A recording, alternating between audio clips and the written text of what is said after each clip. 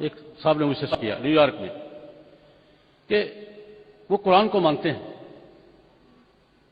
محمد کو بھی مانتے ہیں صلی اللہ علیہ وسلم کو، پھر مسلمان کیوں نہیں ہے؟ یہ سوال تھا ان کا۔ قادیانی قرآن کو بھی مانتے ہیں، حضرت محمد کو بھی مانتے ہیں، مسلمان کسے کہتے ہیں؟ جو قرآن کو مانے اور حضرت محمد کو مانے صلی اللہ علیہ وسلم کو، پھر مسلمان کیوں نہیں ہے؟ یہ یہودی تھا سوال کرنے والا۔ میں نے کہا میرے بھائی تم کون ہو؟ یہودی۔ کیوں؟ موسیٰ علیہ السلام کو مانتے ہو، تورات کو مانتے ہو۔ عیسائی موسیٰ کو مانتے ہیں یا نہیں مانتے؟ کہتا مانتے ہیں۔ تورات کو مانتے ہیں یا نہیں مانتے؟ مانتے ہیں۔ میں نے کہا عیسائی جو ہیں موسیٰ علیہ السلام اور تورات کو ماننے کے باوجود یہودی نہیں ہیں، اگر وہ یہودی ہونے کا کلیم کریں گے تو مانو گے؟ نو۔ کیوں؟ کہتے ہیں کہ وہ تورات کو بھی مانتے ہیں، موسیٰ کو بھی مانتے ہیں، لیکن اس کے بعد ایک اور نبی کو مانتے ہیں، ایک اور کتاب کو مانتے ہیں۔ بے شک مانتے پھر ہیں تورات کو، بے شک مانے وہ موسیٰ علیہ السلام کو، لیکن ان کے بعد وہ انجیل کو بھی مانتے ہیں اور عیسیٰ کو بھی مانتے ہیں، اس لیے وہ یہودی نہیں ہیں۔ میں نے کہا آگے چلو۔ عیسائیوں کے بعد میں مسلمان ہوں الحمدللہ، تورات کو بھی مانتا ہوں، موسیٰ کو بھی مانتا ہوں، عیسیٰ کو بھی مانتا ہوں، انجیل کو بھی مانتا ہوں۔ اگر خدا نہ کرے میں مثال کے طور پر کروں، میں کلیم کروں کہ میں یہودی ہوں، مانو گے؟ نہیں۔ اس لیے کہ تم عیسیٰ اور انجیل کے بعد ایک اور نبی کو مانتے ہو، محمد کو مانتے ہو، قرآن کو مانتے ہو علیہ الصلوات والتسلیمات۔ میں نے کہا میرے بھائی یہی مسئلہ ہے، عیسائی موسیٰ علیہ السلام اور تورات کو ماننے کے باوجود یہودی نہیں کہلا سکتے، اس لیے کہ انہیں نبی مانتے ہیں، نئی کتاب مانتے ہیں۔ مسلمان موسیٰ علیہ السلام اور تورات اور عیسیٰ علیہ السلام اور انجیل کو ماننے کے باوجود نہ یہودی کہلا سکتے ہیں نہ عیسائی کہلا سکتے ہیں۔ کیوں؟ ان کے بعد وہ حضرت محمد کو مانتے ہیں اور قرآن کو مانتے ہیں۔ میں نے کہا میں یہ چیلنج نہیں کرتا، مانتے ہوں گے قادیانی قرآن کو مانتے ہوں گے، حضرت محمد کو بھی مانتے ہوں گے، میں چیلنج نہیں کرتا، اس بات میں نہیں پڑتا میں۔ لیکن جس اصول پر پہلا تسلسل چل رہا ہے وہ حضرت محمد صلی اللہ علیہ وسلم کے بعد اور قرآن کے بعد مرزا غلام احمد کو نبی مان کر اور اس کی کتاب تذکرہ کو وحی مان کر وہ مسلمانوں میں شامل نہیں ہے۔ اگر حضرت عیسیٰ اور انجیل کو ماننے والے الگ مذہب ہیں، حضرت محمد صلی اللہ علیہ وسلم اور قرآن کو ماننے والے الگ مذہب ہیں، تو اس کے بعد کسی بھی نبی اور کسی بھی وحی کو ماننے والے الگ مذہب ہیں۔ تو نے کہا ٹھیک ہے یہ بات تو سمجھ میں آ گیا، انڈرسٹینڈ۔ کہتا ہے میری بات سمجھ میں آ گئی ہے۔ اچھا ان کے حقوق کیوں تم پامال کرتے ہو؟ حقوق کیوں نہیں مانتے؟ میں نے کہا کون سے حقوق؟ ان کا کلیم یہ، ان کا دعویٰ یہ ہے کہ ہمارا ٹائٹل اسلام کا رہے گا۔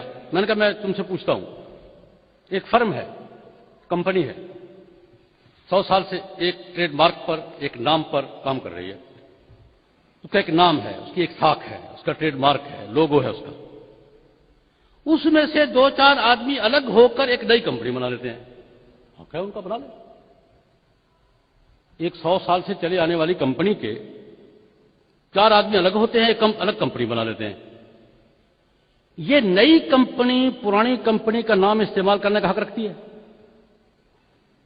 لوگو استعمال کرنے کا حق رکھتی ہے، ٹریڈ مارک استعمال کرنے کا حق رکھتی ہے۔ اور اگر کمپنی نئی ہے، نام پرانی کا استعمال کریے، قانون اس کو کیا کہتا ہے؟ دنیا کے کسی ملک کا قانون کسی فرم سے الگ ہو کر نئی فرم بننے والی کو پرانی فرم کا نام استعمال کرنے کا حق دیتا ہے، اس کا ٹریڈ مارک استعمال کرنے کا حق دیتا ہے، اس کا لوگو استعمال کرنے کا حق دیتا ہے۔ جب دنیا کی کسی قانون میں اس کی گنجائش نہیں ہے تو یہاں یہ فراڈ کیوں روا رکھا جا رہا ہے؟ میں نے کہا بات یہ نہیں ہے کہ ہم ان کے حقوق نہیں مانتے۔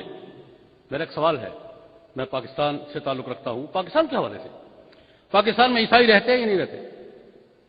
یہودی رہتے ہیں یا نہیں رہتے؟ سکھ رہتے ہیں یا نہیں رہتے؟ ہندو رہتے ہیں یا نہیں؟ ہم نے کبھی کس پہ چڑھائی کی ہے کہ وہ جلسہ کیوں کر رہا ہے جی، وہ کیوں اپنی تبلیغ کر رہا ہے جی، وہ کیا کر رہا ہے جی؟ ابھی سوال ہے، سکھ تو اتنے آتے جاتے ہیں کہ ایک وقت ایسا آتا ہے سال میں کہ لگتا ہے کہ ہر طرف سکھ ہی سکھ ہے، سال میں ایک ایسا موقع آتا ہے کہ ہر طرف پگڑیاں ہی پگڑیاں نظر آتی ہیں۔ کبھی کسی عالم دین نے سوال اٹھایا ہو؟ سوال یہ ہے کہ عیسائیوں پر سوال کیوں نہیں ہے، یہودیوں پر کیوں نہیں ہے، سکھوں پر کیوں نہیں ہے، ہندوؤں پر کیوں نہیں ہے، قادیانیوں پر کیوں ہے؟ وہی بات جو حضرت مولانا عبدالحفیظ مکی دامت برکاتہ نے فرمائی تھی، میں اپنے انداز میں کر رہا ہوں کہ ہندو اپنے آپ کو ہندو شو کر کے بات کرتے ہیں، وہ ہمارے حقوق پہ کلیم نہیں کرتے.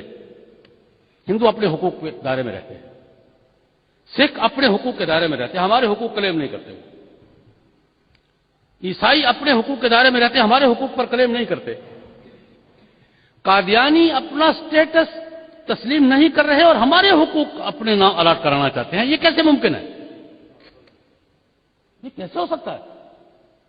اس لیے زیادتی ہم نہیں کر رہے، زیادتی قادیانی کر رہے ہیں. اور اس زیادتی پر بین الاقوامی رایامہ یا لابیاں یا یہ ہیومن رائٹس کے ادارے یا کمیشن وہ قادیانیوں کی سپورٹ کر کے ہمارے جذبات مجروح کر رہے ہیں، ہمارے عقائد، ہمارے مفادات اور ہمارے جو سٹیٹس ہے اس کو مجروح کرنے کی کوشش کر رہے ہیں.